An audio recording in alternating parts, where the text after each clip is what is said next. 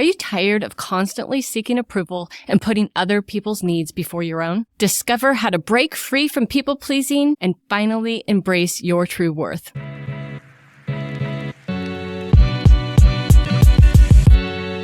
Have you ever found yourself saying yes when you really wanted to say no? Maybe it was something small, like a TV show that you didn't really want to watch or a restaurant you didn't really want to eat at, but you found it was just simpler if you just tried to please them. On the surface, this type of people-pleasing might not seem like a problem. I mean, isn't that what nice people do? What's so bad about trying to keep the peace? Well, in a word, everything. That's what we're going to talk about. Even though people-pleasing might seem like a great idea to let you get out of a little bit of a conflict, or to help you avoid some discomfort, it leads to a landslide of repercussions, resentment, depression, loneliness, and a feeling of emptiness. People-pleasing makes others your focus, and over time, this behavior degrades the relationship you have with yourself and your own self-worth. The problem is that many of us confuse people-pleasing with kindness. And these are really easy to confuse because on the outside, the behavior looks the same. Yet inside,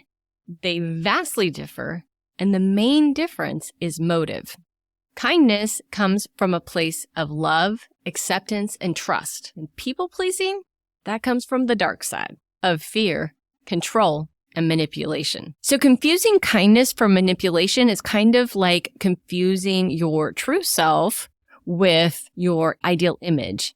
And so to build self-worth, we really need to stay in our true, authentic self and stay away from investing in the ideal image. So that ideal self, that's the one that you're trying to be. That's the one you're trying to put forward. That's the fake nice one. That's the one that looks like so pleasing and so giving and so effortlessly willing to do for others.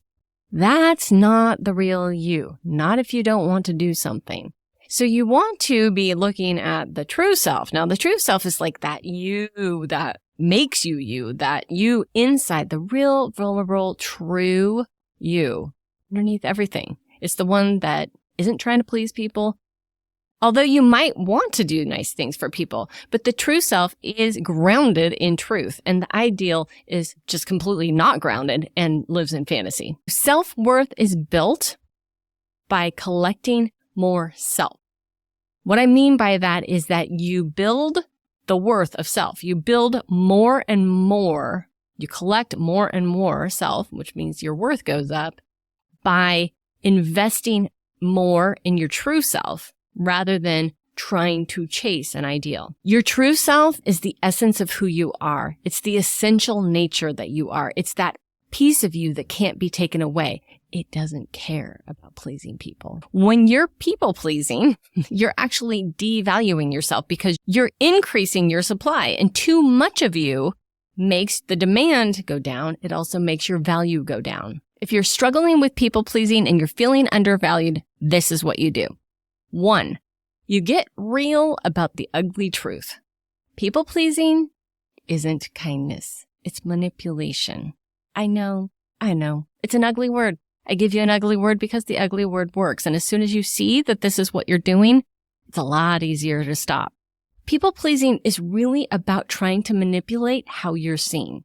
It's trying to manipulate the image, the persona, the character of who you are, rather than trusting that other people get to have their own opinion of you. So, what does that mean? That means you have to stop trying to manage other people's opinions of you. You have to stop trying to make them think a certain thing about you. You have to stop trying to make them feel a certain way about you. And believe me, I have struggled with this. It is in my nature to try to people please. And what I did was I lost pieces of myself over time to the point that I really did think I was coming from an authentic place. And I didn't even know that I was being kind of covertly manipulative. So you really have to get real with yourself about this and go, yeah, I was trying to make them like me. It's okay. It's okay. And you'll move on to step 2. Step 2, you're going to have to be uncomfortable. The reason why we people please is because we have an inner discomfort that we're trying to get rid of. And the discomfort is not feeling like you have control over what somebody thinks about you or how you're appearing in a certain circumstance. People pleasing at its core is a coping mechanism for discomfort. We say yes because we want to avoid the discomfort of saying no. We contort ourselves to try to make people happy because we don't want to feel rejected. We fake nice because we don't want to face what's really going on in ourselves. Authentic kindness really requires presence, and it requires trust in yourself and trust in others. To be willing to be uncomfortable, that means you have to be able to sit in your own skin without trying to manage the people around you or manage how you're appearing to others. And that takes a certain amount of presence and a certain amount of groundedness in yourself to just stay for a second. Number 3, feel your own feelings. The mantra for this is, I can handle this. Okay, so the bad news is you're going to have some feels. And sometimes they're not going to feel good. But I promise you, you can handle it. You can count to 3. You can count to 5. You do not need to go please someone. You can just sit with your own discomfort. People pleasing is really about trying to avoid your own inner self. It's a way to like run away from yourself and then go think about somebody else because that's easier, really, than confronting your own feelings. So if you find yourself where your husband's mad and it puts you into a tailspin and you're like, oh, I've totally lost myself. What you have to do is drop in, and instead of being focused completely on what that person is feeling or so-and-so is mad at me or I let so-and-so down, what you have to do is drop into your own self and go, what am I actually feeling? What is the emotion I'm actually feeling here? Name it. Bring it back to you. And then you need to question, can I handle this feeling while I'm uncomfortable? Can I handle this feeling without trying to fix it? Like a feeling is not a problem that needs to be fixed. It's just an emotion. It actually has its own natural cycle. It will pass. Everything will pass. So can you just sit still for a second, feel this discomfort, name it, and then let it pass through? And then you also have to give yourself permission to feel something different than the people around you. Sometimes they're just having a day. Sometimes your kid is going to be mad at you. Sometimes the PTA president just blew up at you. It has nothing to do with you. Sometimes.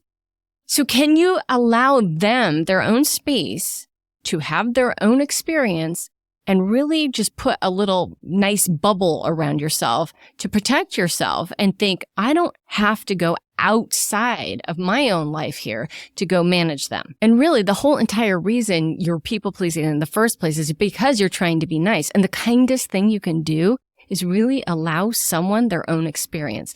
Witness them. That is the kindest thing you can do rather than trying to manage them.